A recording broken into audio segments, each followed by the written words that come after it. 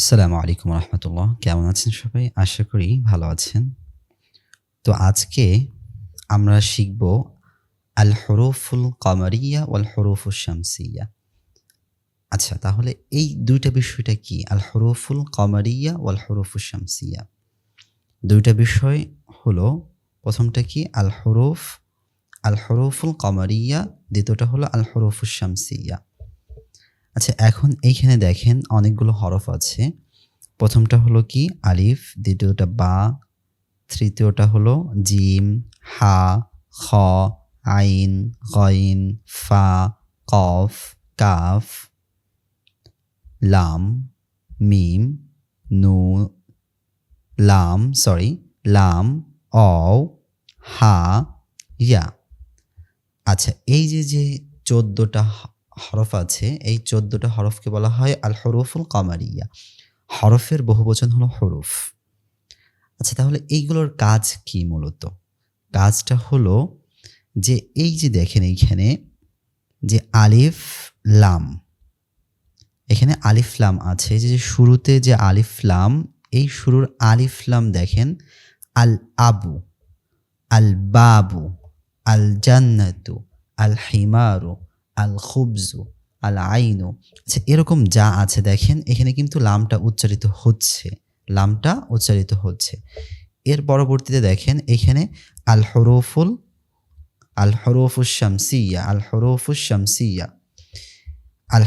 শামসিয়াতে কি আছে দেখেন। প্রথমটা হলো কি? প্রথমটা হলো তা। তার দেখেন এইখানে তা, আত্তাজিরু।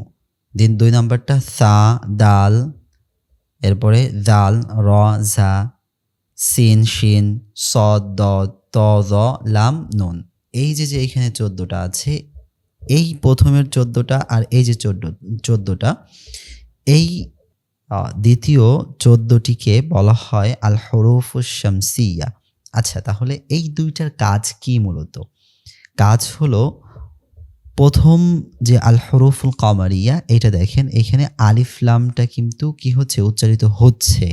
আর দ্বিতীয় আল হুরুফুশ শামসিয়ায় দেখেন যে তা, আত্তাজিরু, সা, আসাউবু, দাল, আদ্দিকু, তারপরে দাল, আযাহাবু, র, আর রজুলু। এই যে এমনিভাবে একেবারে শেষ পর্যন্ত এখানে দেখেন লামটা কিন্তু উচ্চারিত হচ্ছে না।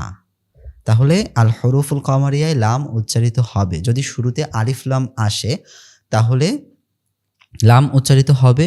আর হরফে শামসিয়া অর্থাৎ এই যে ১৪টি হরফ আছে, এই ১৪টি হরফ যদি থাকে তাহলে লাম উচ্চারিত হবে না, সরাসরি আলিফটা ওইখানে গিয়ে যুক্ত হবে। অর্থাৎ তাসদিদ দিয়ে উচ্চারিত হবে। যেমন আত্তাজিরু, তা থাকলে আত্তাজিরু, সা থাকলে আসাউবু, দাল থাকলে আদ্দিকু। কিন্তু এইখানে দেখেন জান্নাতুন, আল জান্নাতু, এইখানে কিন্তু লামটা উচ্চারিত হয়েছে। তাহলে আমরা কি বুঝতে পারলাম?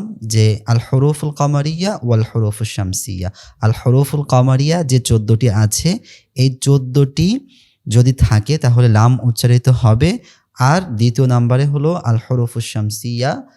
এই আল হুরুফুশ শামসিয়ায় যে ১৪টি আছে, যে ১৪টি হরফ আছে, এই ১৪টি হরফ যদি থাকে তাহলে কি হবে? লাম উচ্চারিত হবে না। আচ্ছা, আমরা নিচের দিকে যেয়ে দেখি, কয়েকটা উদাহরণ দেখি।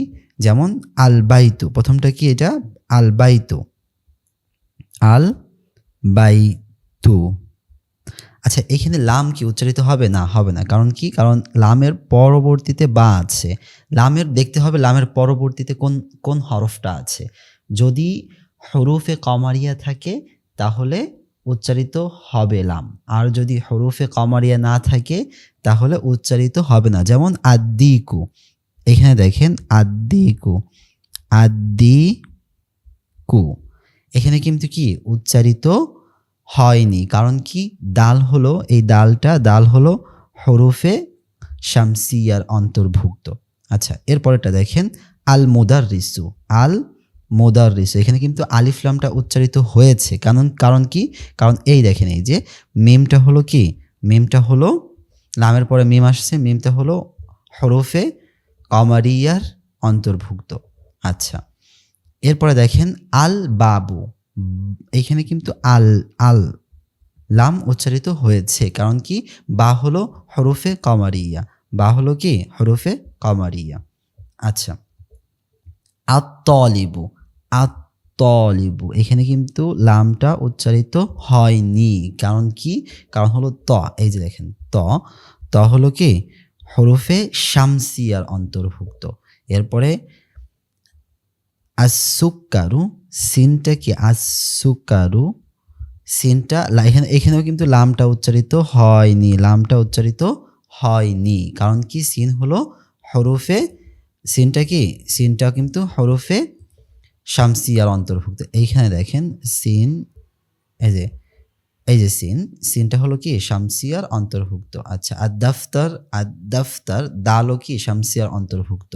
আল আখু, আল আখু, এখানে কিন্তু একটা হামজা আছে, হামজা হলো কি কমারিয়ার অন্তর্ভুক্ত, হামজা কি কমারিয়ার অন্তর্ভুক্ত।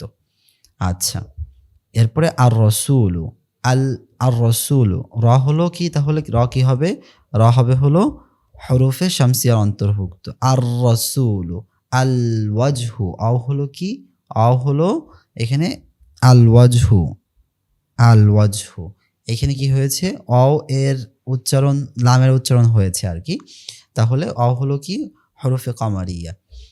আস-সদিকু, আস-সদিকু, এখানে কিন্তু আল সদিকু না, আস-সদিকু, সদ হলো কি শামসিয়ার অন্তর্ভুক্ত, হরফে শামসিয়ার অন্তর্ভুক্ত। এমনিভাবে আল কোরআন, এখানে দেখেন কফ, কফ কিন্তু তাহলে কি, কফ কিন্তু কমারিয়ার অন্তর্ভুক্ত, কারণ কি আল কোরআন বলতেছি আমরা কিন্তু। আচ্ছা, তাহলে এমনিভাবে যেগুলো আছে পরবর্তীতে আপনারা পড়ে নেবেন, ঠিক আছে। তো এই যে 14টা আছে, এই পাশে 14টি, এই পাশে 14টি, এই 14টি করে নিজেরা মুখস্থ করে নেবেন এবং এইগুলোকে মনে রাখার চেষ্টা করবেন। প্র্যাকটিক্যালি যখন ব্যবহার করবেন তখন আপনার আস্তে আস্তে ইনশাল্লাহ এইগুলো মনে থাকবে। তো আজকে এই পর্যন্ত, ইনশাল্লাহ আগামীতে আবার দেখা হবে। ততক্ষণ পর্যন্ত ভালো থাকবেন। মা আসসালাম, ইলাল লিকা।